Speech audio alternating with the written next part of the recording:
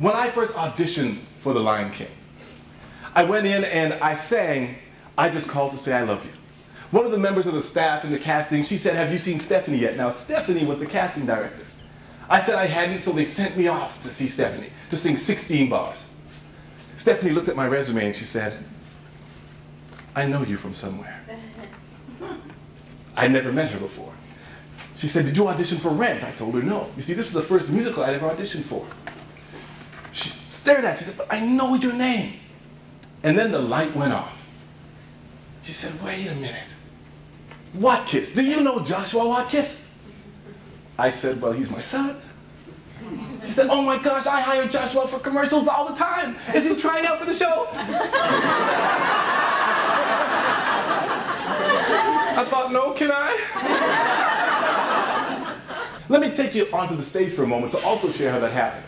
Now, one of the things many people don't know is we would have to switch roles. Although I was the understudy for Mufasa, I was also a singing member of the ensemble. And what that meant is I would change costumes from one scene to the next. Now, normally I'd start the show as a wildebeest. And I'd move into a hyena costume, and sometimes, believe it or not, I was even the grass. When they measured me from it, they said, "We're going to measure you for your grass costume." I said, "You're kidding, right?" They said, "No, you're going to be the grass."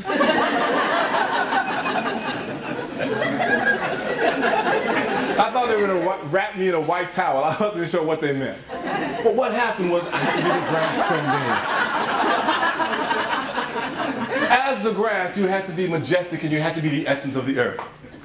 But there were also other parts. See, during the beginning of the show, I could have been an elephant leg because we had a huge elephant that walked down the aisle. So some days I wasn't a wildebeest, I was an elephant leg. Other days I was a part of the rhino. Now we had some two-show days. We did 8 shows a week.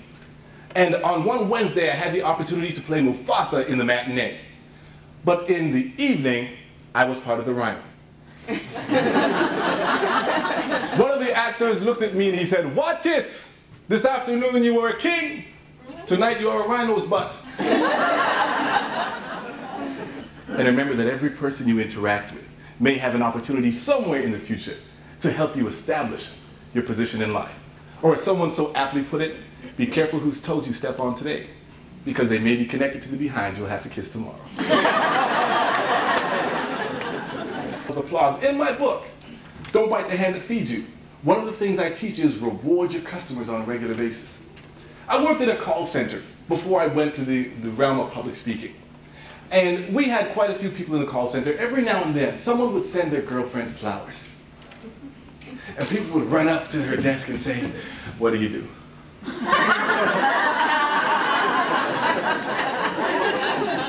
Because they figured if they were getting a gift, there had to be something wrong. Reward people when they do something right. That's lesson number 3 in the circle of life. Every now and then, everyone loves a reward. Well, what they did is they canceled the show. Because they knew that if we were to continue doing the show, someone would get hurt. We were going to disappoint 2,000 people. We had people come from the United States, some kids who dressed a symbol for Halloween went crying. But we had a choice, disappoint them or hurt ourselves.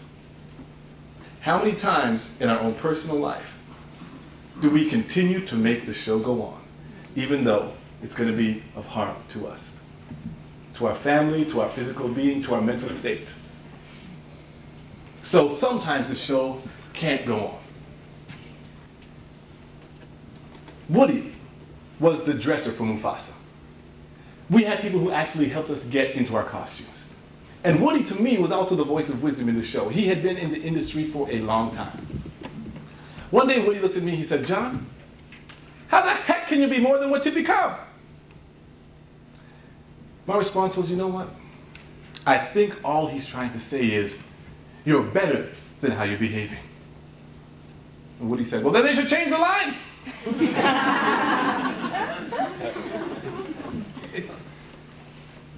Lesson number 6, you're more than what you have become. Let's talk about potential. Dr. Miles Monroe says this. He says, potential is all you can do but haven't done yet. All that you can be but haven't become yet. How far you can go but haven't gone yet, and who you really are, but no one knows yet. Every one of us has potential within us. And I told you the story was not just about Simba, who was born as heir to the throne, but it's about you and I, who were born as heirs as well, but heirs to a potential and a purpose. See, Simba knew what his purpose was. He knew he was meant to be king. Many of us don't even realize we're not here by mistake. If we're here, if we're sitting in this room, if we are breathing, we have a purpose. And that's what makes life meaningful for us. And sometimes we've even said to ourselves, isn't there more? Isn't there something else I should be doing? You've done the 9 to 5. You've done the 9 to 8. You've done as much as you possibly can do, but still there's a gnawing inside of you that says, I need to do more. I love playing Mufasa. But the greatest day for me when I played Mufasa was when my children sat in the audience. See, sometimes we didn't know far in advance whether or not we were going to be on. That was just the life of the understudy. But every time I found out I was going to be on, do we have space for my kids? After about 20 odd shows of doing Mufasa, my kids finally sat in the back. I remember one of the dressers saying to me afterwards, John, you know, usually during the solo, I just go about my business, but I stopped today because you did something different. I said, you're right. You know why? My boys were out there. Nothing mattered as much as having my son sit down and watch that show. It all was meaningless if they didn't get to share the experience with me. Yes, reach your potential. Yes, overcome your fears. But having someone there to share with you is the greatest feeling you can ever have. It's not the lessons we learn in the circle of life, but it's the lessons we live that will move us and direct us. I challenge you, find your space in the circle.